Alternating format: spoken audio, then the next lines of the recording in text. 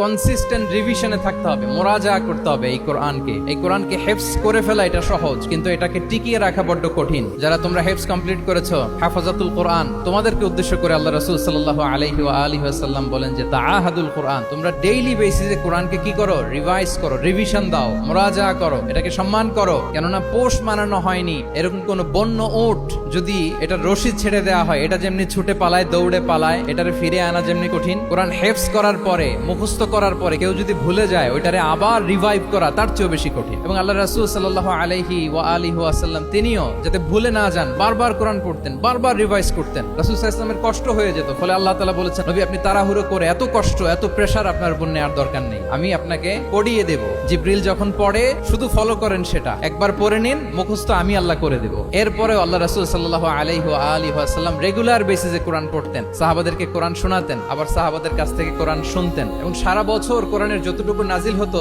রমাদান আল মুবারাকে জিবরিল আলাইহিস সালামের সাথে রিভিশন করতেন। যে বছর তিনি ইন্তেকাল করবেন, ওই বছর দুইবার তিনি গোটা কোরআনকে জিবরিল আলাইহিস সালামের সামনে পেশ করেছেন, শুনিয়েছেন। তাহলে এটাই হচ্ছে সুন্নাহ। তিনি তো পৃথিবীর প্রথম হাফেজ নাকি? উনি রেখেছেন কিভাবে কোরআনকে, প্রিজার্ভ করেছেন কিভাবে? রিভিশনের মাধ্যমে। You have to revise a lot, you have to recite a lot. এটা আমাদের মনে থাকবে তো নাকি? শিক্ষার্থী বন্ধুরা আওয়াজ করো, মেক এ নয়েজ।